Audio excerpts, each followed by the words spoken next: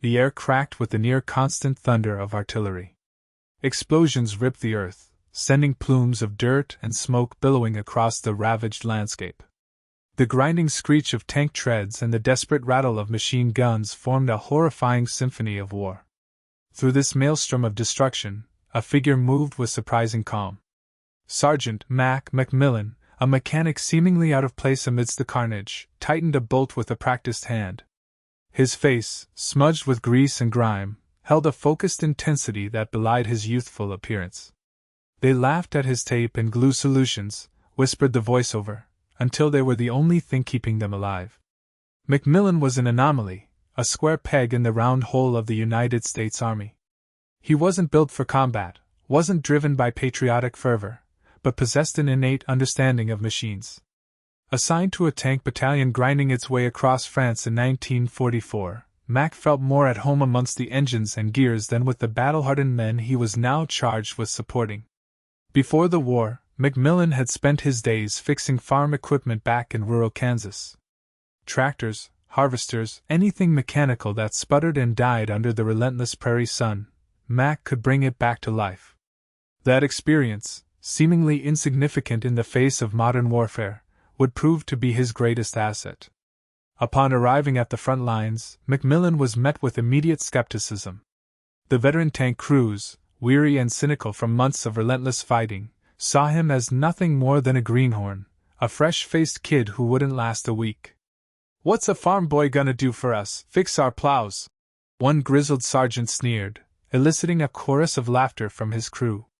They openly questioned his abilities, dismissing his unorthodox suggestions with disdain. "He probably thinks he can fix a tank with baling wire and chewing gum." Another tanker chuckled, highlighting their complete lack of faith in his abilities. Mac understood their apprehension. He was an unknown quantity, and in their world, experience was everything. The battalion soon faced a series of brutal ambushes. German panzers, concealed in the dense French countryside, launched surprise attacks, tearing through the Allied lines. Tanks were taking heavy damage, their armor pierced by high-velocity rounds, their engines crippled by well-placed explosives. Spare parts, already in short supply, dwindled rapidly. The standard repair methods, relying on official channels and designated replacement components, proved woefully inadequate to keep the tanks operational. Waiting for replacement parts often meant leaving a disabled tank vulnerable to capture, or worse, leaving the entire battalion exposed. One sweltering afternoon, a critical tank, designated Fury, suffered a direct hit, rupturing its fuel line. Fuel gushed out, rendering the tank immobile and vulnerable. Standard procedure dictated waiting for a replacement fuel line, a process that could take days. But McMillan, seeing the urgency of the situation and the desperation in the eyes of the crew, refused to stand idly by. He grabbed his toolbox and approached the damaged tank. To the astonishment and amusement of the crew, he began rummaging through his supplies, eventually producing a roll of duct tape, a wad of chewing gum, and a handful of miscellaneous scraps. With a focused determination, he set to work, patching the ruptured fuel line with his unconventional materials. The crew of Fury watched in disbelief, exchanging skeptical glances. "Is he serious?" one of them muttered. Another scoffed. "That ain't gonna hold for 5 minutes." But McMillan, oblivious to their doubts, continued his work. He carefully wrapped the damaged fuel line with duct tape, layering it meticulously to create a tight seal. Then, he chewed the gum until it was pliable and applied it to the tape, further reinforcing the patch. Finally, he secured the entire repair with several metal clamps he'd scavenged from a nearby wreck. Despite their initial skepticism, the crew of Fury couldn't deny the ingenuity of McMillan's approach. And to their utter astonishment, the patched fuel line held. Fury was back in action. The patched fuel line held, allowing the tank to participate in a crucial engagement later that day. The tank crew began to grudgingly acknowledge McMillan's skill. The location was strategically important, controlling a vital supply line for the Allied advance.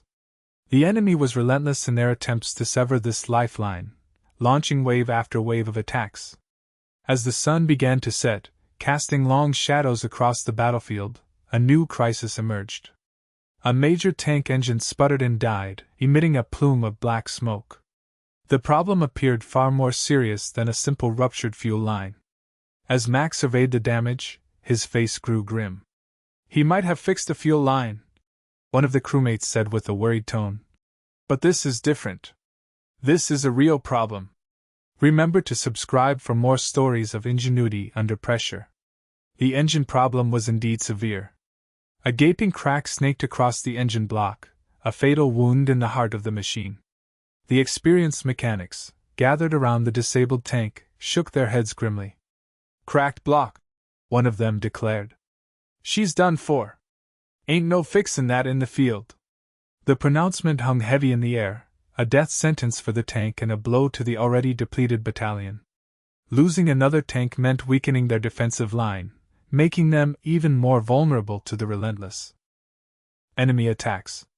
Macmillan, however, refused to accept defeat. While the other mechanics resigned themselves to the inevitable, he remained focused, his eyes scanning every inch of the damaged engine. He spent hours poring over the problem, fueled by lukewarm coffee and an unwavering determination.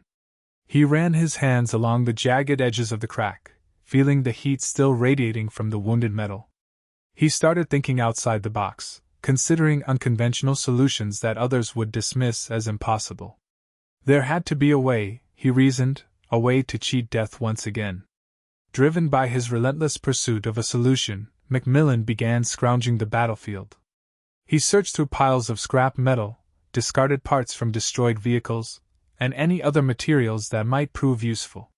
He bartered with other units, trading cigarettes and rations for needed supplies.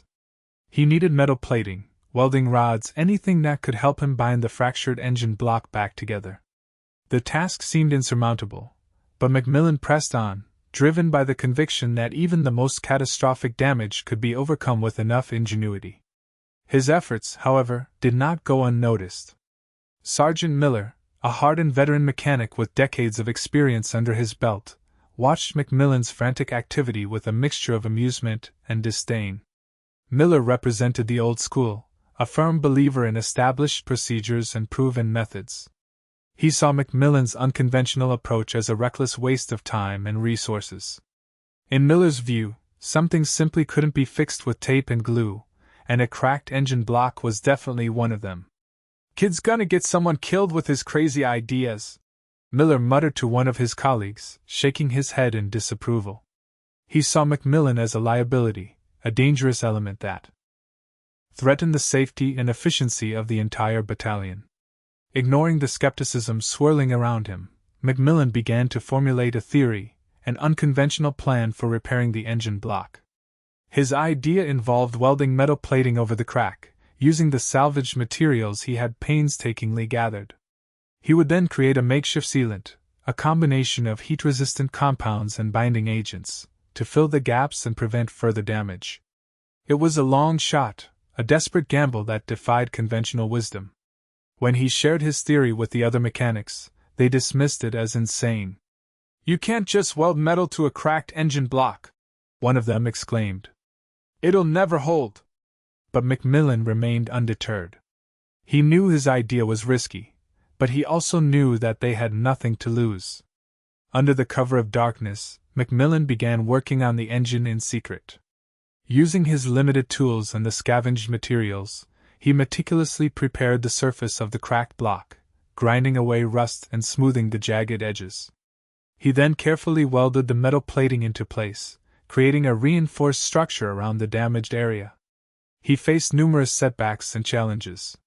The welding was difficult, the materials were imperfect, and the engine block remained stubbornly resistant to his efforts. But his determination never wavered. He worked tirelessly through the night, fueled by coffee and a burning desire to prove his doubters wrong. As Macmillan toiled away on the engine, the battalion braced itself for an imminent attack. Intelligence reports indicated that the enemy was planning a major offensive, a push that could break through their lines and jeopardize the entire Allied advance. Losing another tank at this critical juncture could be catastrophic, weakening their defenses and leaving them vulnerable to enemy assault. The Pressure mounted with each passing hour, adding to the already immense weight on Macmillan's shoulders. With dawn approaching, Macmillan was nearing completion of his makeshift repair. The metal plating was securely welded in place, and the makeshift sealant was carefully applied to the cracks. He stepped back, his body aching and his eyes burning with exhaustion, to admire his handiwork. But as he took a closer look, he discovered a new, critical flaw. A tiny hairline fracture, previously hidden beneath a layer of grime, had appeared near the edge of the welded plating. The sealant, weakened by the heat and pressure, was beginning to fail. As Mac stared at the new defect, his heart sank. As if on cue, Sergeant Miller emerged from the shadows, a smirk playing on his lips.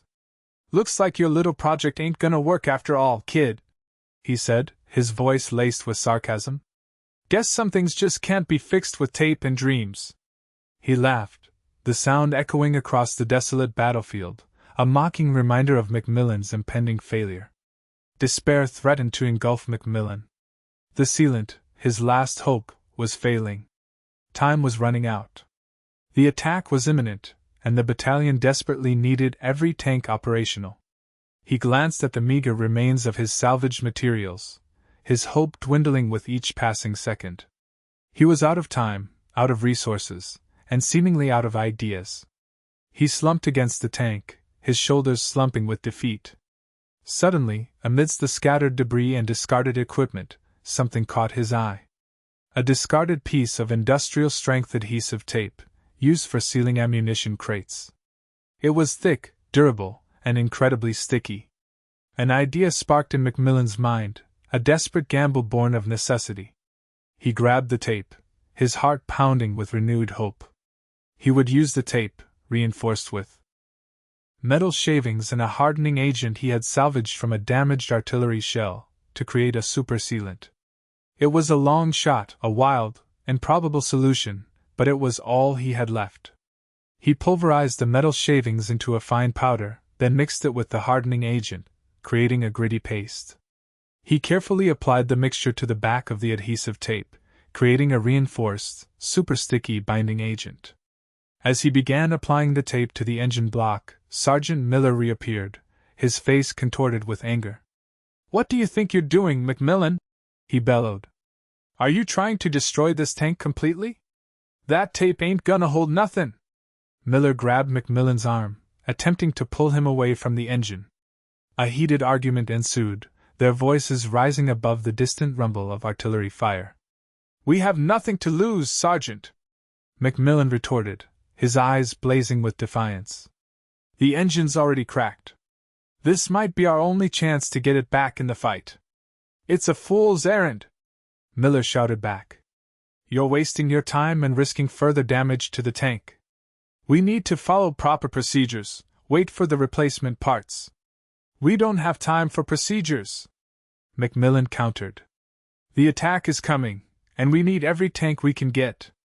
This might just work, and if it doesn't, we're no worse off than we are now." Their argument raged on, a clash between old-school pragmatism and desperate innovation. Finally, Macmillan broke free from Miller's grasp. "I'm doing this, Sergeant," he declared, his voice firm and resolute. "Whether you like it or not." The deadline loomed. The sound of enemy artillery grew closer, a constant reminder of the impending assault. Macmillan raced against time, his hands moving with frantic speed as he applied the reinforced tape to the cracked engine block. He carefully wrapped the tape around the damaged area, layering it meticulously to create a tight, secure seal. Every movement was precise, every action deliberate. He knew that one wrong move could spell disaster. Despite their initial skepticism, the tank crew, witnessing Macmillan's unwavering dedication and desperate effort, began to believe in him. They saw the determination in his eyes, the sweat pouring down his face, the sheer force of will that drove him forward. They offered assistance, holding tools, shining lights, and offering words of encouragement. "You can do it, Mac," one of them said, his voice filled with newfound respect. "We're counting on you." With trembling hands, Macmillan made the final touches to the repair. He smoothed the tape, pressing it firmly against the engine block, ensuring a tight seal.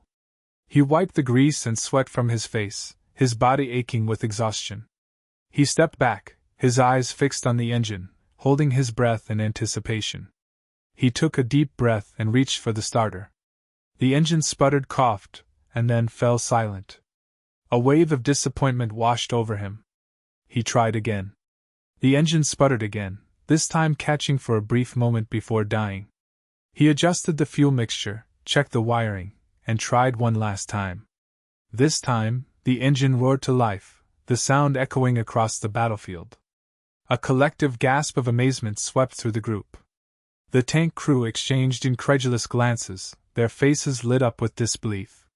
Sergeant Miller stood speechless, his mouth agape, his skepticism replaced by stunned amazement. But the real test was yet to come. The engine could be running, but would it hold under fire? Only time will tell. The roar of the engine was short-lived. Even as the small group celebrated, the ground began to tremble. The German offensive commenced with a deafening barrage of artillery fire. Shells screamed overhead, impacting with earth-shattering explosions that sent shrapnel tearing through the air. The tank battalion was plunged into the thick of the fighting, the repaired tank thrust into a critical defensive position. The crew of the tank, with McMillan's tape fix, felt a knot of apprehension tighten in their stomachs. They were about to put a makeshift repair to the ultimate test, facing the full fury of the German army. Nervous glances were exchanged. "You sure about this, Mac?" one of the crewmen asked, his voice barely audible above the din of battle. McMillan, his face grim but resolute, simply nodded. "It's all we've got," he replied, his voice firm. As the German infantry advanced, supported by heavy machine gun fire, the tank rumbled forward, taking up its designated position. The crew braced themselves, their hearts pounding in their chests. The tank commander barked orders, his voice strained but determined. "Gunner, target that machine gun nest. Driver, advance to the ridge line." To everyone's surprise, the tank performed remarkably well. The engine, despite its patched-up state, ran smoothly, providing the necessary power for the tank to maneuver and engage the enemy. The tank held its ground against repeated enemy attacks, its thick armor deflecting the incoming fire. The gunner unleashed a torrent of shells, decimating the advancing enemy infantry and silencing the machine gun nests. The makeshift repairs were holding, defying all expectations. Sergeant Miller watched in disbelief as the tank continued to fight, its engine roaring, its gun blazing. He couldn't believe his eyes. The tape fix, the solution he had so vehemently dismissed, was actually working. He began to question his initial judgment of McMillan, realizing that he had underestimated the young mechanic's skill and ingenuity. Perhaps there was more to this farm boy than he had initially thought. As the battle intensified, the enemy focused their attacks on the tank, recognizing it as a key defensive element. The tank endured a relentless pounding, its armor scarred and dented by direct hits. The engine was pushed to its limits, its components straining under the immense pressure. The crew fought valiantly, their faces grim with determination, but they knew that their luck couldn't last forever. Suddenly, a deafening explosion rocked the tank. A direct hit from a high-explosive shell sent shockwaves through the vehicle, throwing the crew against the interior walls. The tank shuddered violently, its engine sputtering and shaking. The crew braced themselves for the worst, fearing that the engine had finally given out. Miraculously, the engine survived the blast. The tank was shaken but still operational. The crew, bruised and shaken but otherwise unharmed, breathed a collective sigh of relief. They quickly assessed the damage, discovering that the shell had struck the engine compartment, narrowly missing the engine block itself. Despite the damage, the tape sealant continued to hold. The reinforced tape, fused with metal shavings and the hardening agent, had withstood the immense heat and pressure, preventing the crack in the engine block from widening. McMillan's makeshift repair had saved the day, keeping the tank in the fight and allowing the battalion to maintain its defensive position. The crew exchanged glances of awe and gratitude. McMillan's ingenuity had bought them precious time, perhaps even saved their lives. But the battle was far from over. The attack intensified, the enemy throwing everything they had at the Allied forces. The ground shook with the force of explosions, the air thick with smoke and the stench of burning metal. Another tank, positioned nearby, took a heavy hit, its engine erupting in flames. The crew scrambled to escape the burning vehicle, their faces blackened with soot. Macmillan's ingenuity was needed again. The battalion's survival depended on it. The day was far from over, and there was no time to celebrate. The cries for help cut through the chaos. The second tank, now a blazing inferno, was a stark reminder of their precarious situation. A punctured radiator was the culprit, rendering it immobile and useless. Losing another tank would severely compromise the battalion's already strained defensive line. The situation was rapidly deteriorating. Desperation clung to the air like the acrid smell of burning fuel. Macmillan, despite his weariness, sprang into action. Exhaustion etched deep lines on his face, but his eyes burned with a fierce determination. He knew he had to act fast. He grabbed his toolbox and sprinted towards the crippled tank, his mind already racing, formulating another unconventional solution. This time, he envisioned a combination of solder, metal fragments scavenged from the battlefield, and of course, more of that miracle industrial tape. He worked under fire, oblivious to the bullets whizzing past and the explosions rocking the ground around him. He improvised with his limited tools, bending and shaping the metal fragments to fit the jagged edges of the punctured radiator. He melted the solder with a makeshift torch, carefully applying it to the damaged areas, creating a temporary seal. The heat was intense, the fumes acrid, but Macmillan persevered, driven by a sense of urgency. This time, however, he wasn't alone. The other mechanics, including Sergeant Miller, approached the damaged tank, offering their assistance. Miller, his face etched with a newfound respect, watched Macmillan's frantic activity with a keen eye. He saw the ingenuity in his methods, the resourcefulness in his approach. He couldn't deny the young mechanic's skill and dedication any longer. Sergeant Miller, humbled by Macmillan's success and driven by a sense of responsibility, finally admitted that he was wrong. "All right, Macmillan," he said, his voice devoid of sarcasm. "I was wrong about you. You've got something special, kid. Now, how can I help?"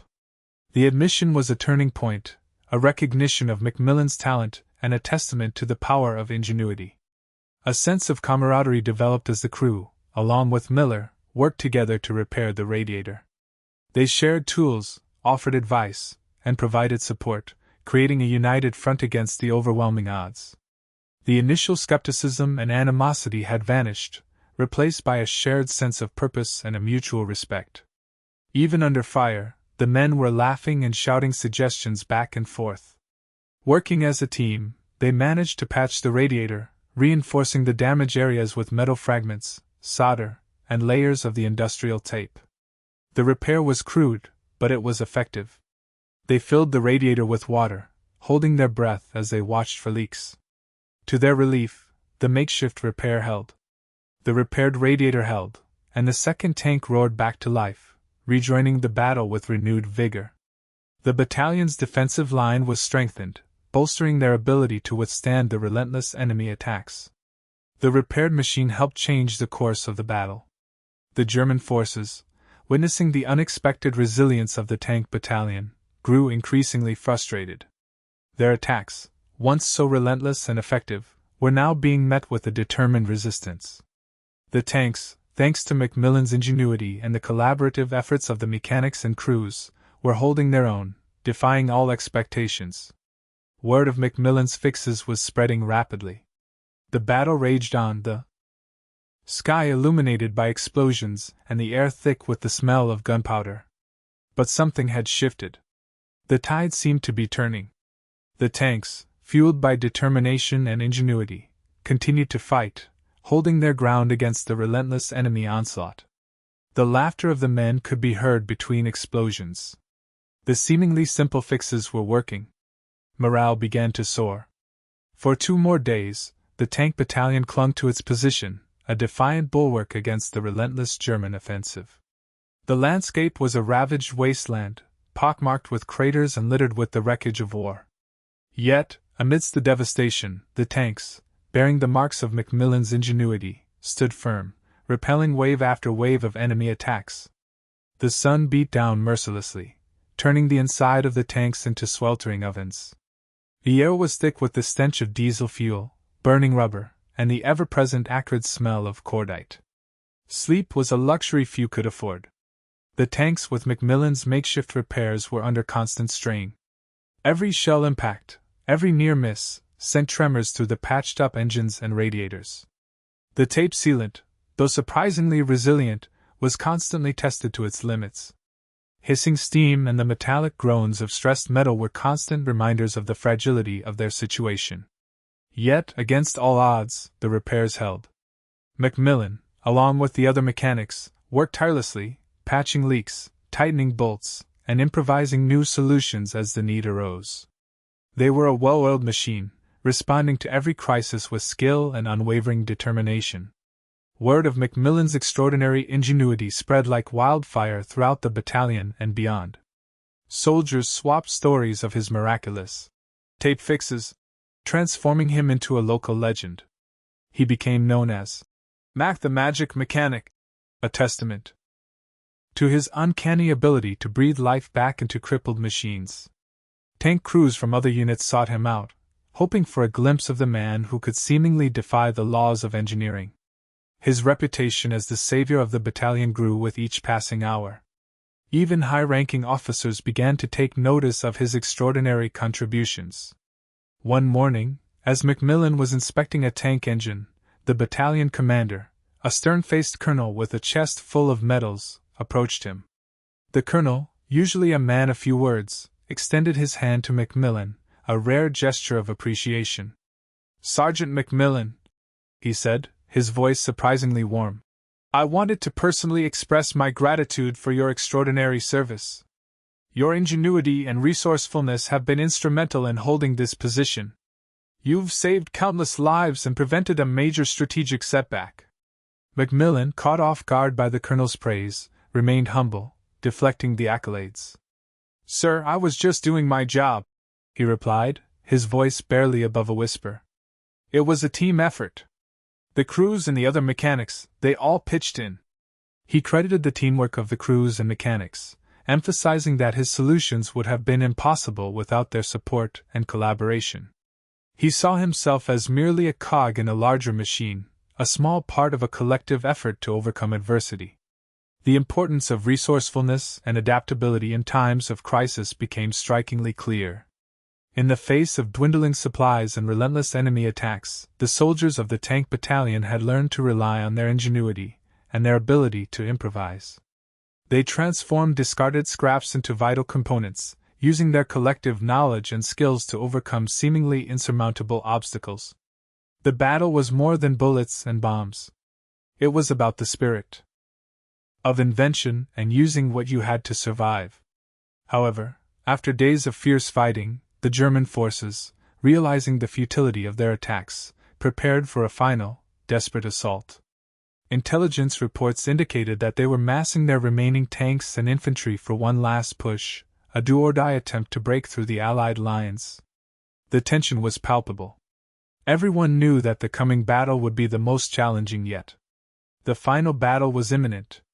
The sun dipped below the horizon, casting long, ominous shadows across the battlefield.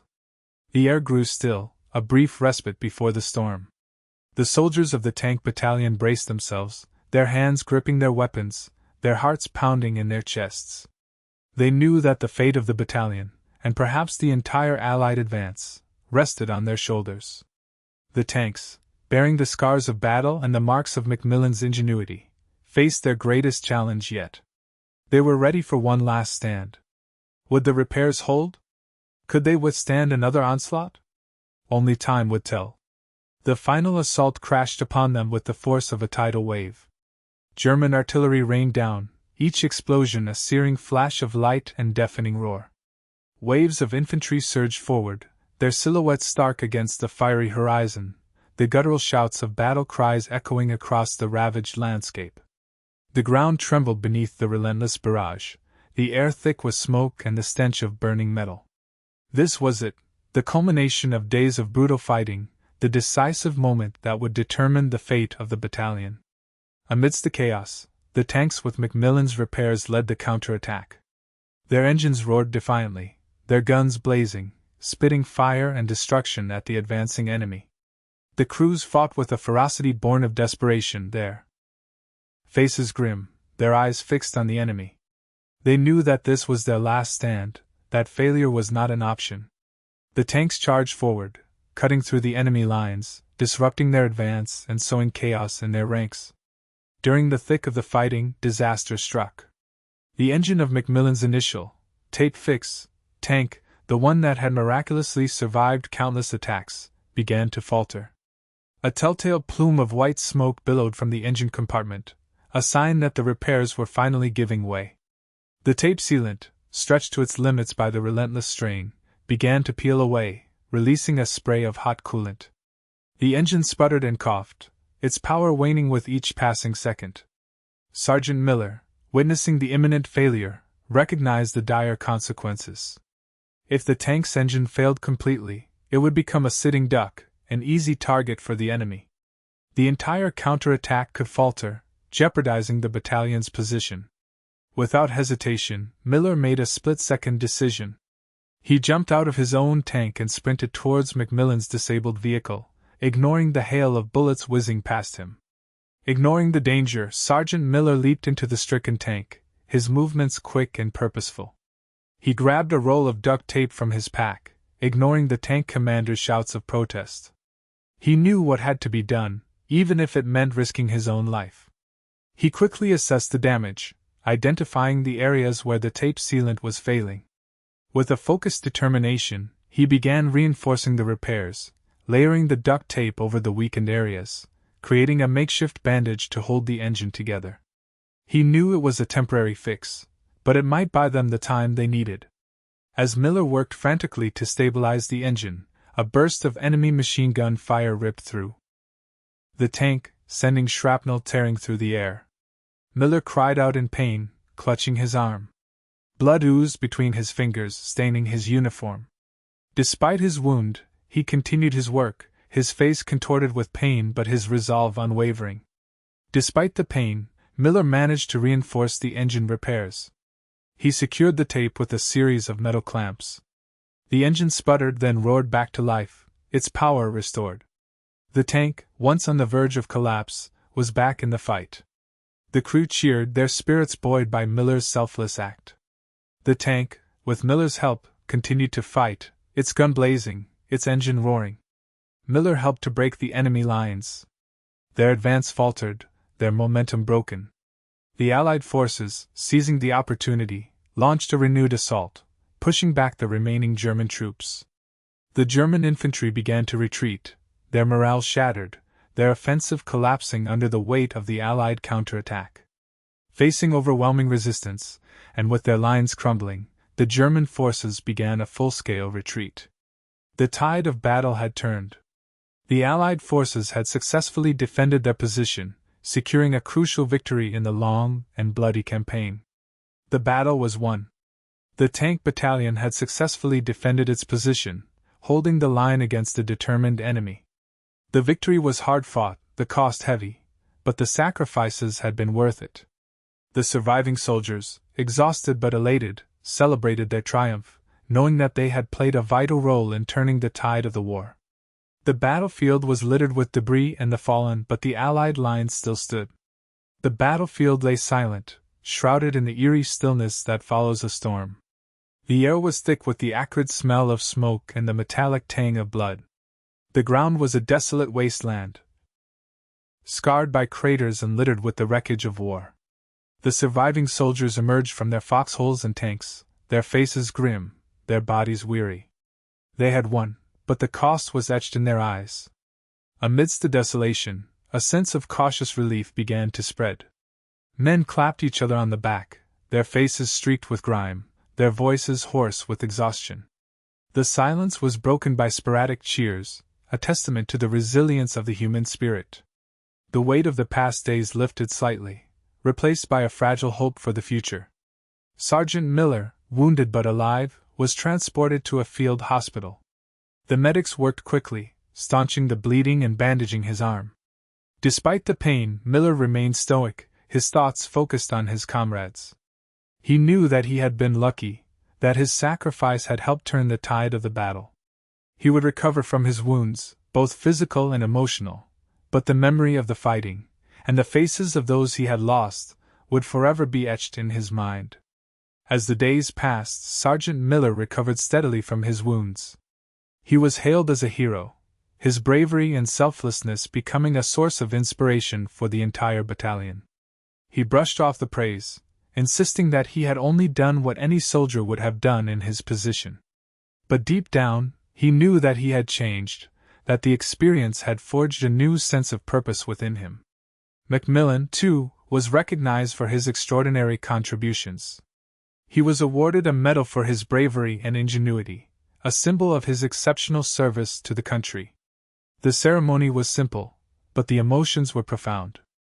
McMillan stood at attention as the colonel pinned the medal to his chest, a lump forming in his throat. He thought of his family back home, of the farm equipment he used to fix, of the unlikely journey that had brought him to this moment.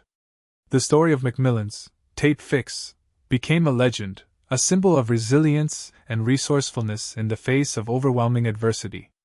It was retold around campfires, whispered in foxholes, and celebrated in letters sent home to loved ones. The tape fix became a reminder that even the most improbable solutions could achieve the impossible, that ingenuity and determination could overcome any obstacle. The story spread beyond the battalion, reaching the ears of high-ranking officers and war correspondents.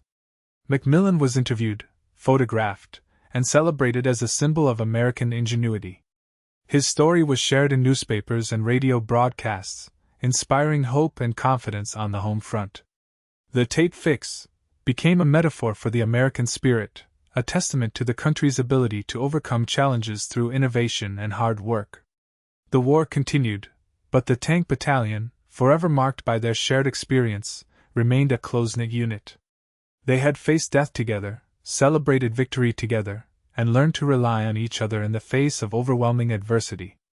They knew that they would never forget the sacrifices they had made, the lessons they had learned, and the bonds they had forged on the battlefields of France. The experience would stay with them for the rest of their lives. The themes of teamwork, determination, and the importance of looking beyond conventional solutions resonated deeply with the soldiers and with the people back home. The war had tested their limits, pushing them to the brink of despair. But it had also revealed the strength of the human spirit, the capacity for ingenuity, and the power of collaboration. They had found that together, they were capable of achieving the impossible. The power of the human spirit to overcome adversity, even in the darkest of times, had been the true weapon. The men found strength in each other. The seemingly simple fixes kept the tanks running and helped keep the men alive. The war had a profound impact on the lives of ordinary individuals, forcing them to confront unimaginable challenges and make extraordinary sacrifices. McMillan, the farm boy from Kansas, had become a symbol of ingenuity. Miller, the hardened veteran, had learned the value of adaptability. The tank crews had discovered the power of teamwork. Their experiences highlighted the resilience of the human spirit and the importance of remembering the sacrifices made by those who served. As the war drew to a close, the surviving members of the Tank Battalion prepared to return home. They carried with them the scars of battle, the memories of loss, and the lessons they had learned. They returned to a world forever changed, but they also carried within them a sense of hope, a belief in the power of the human spirit, and a determination to build a better future. If you enjoyed this inspiring story, please subscribe for more tales of courage and ingenuity from World War II. You might also enjoy our video about the top 5 most incredible battlefield improvisations of World War II. Remember the sacrifices. Never forget the resourcefulness. The human spirit is the most powerful weapon of all.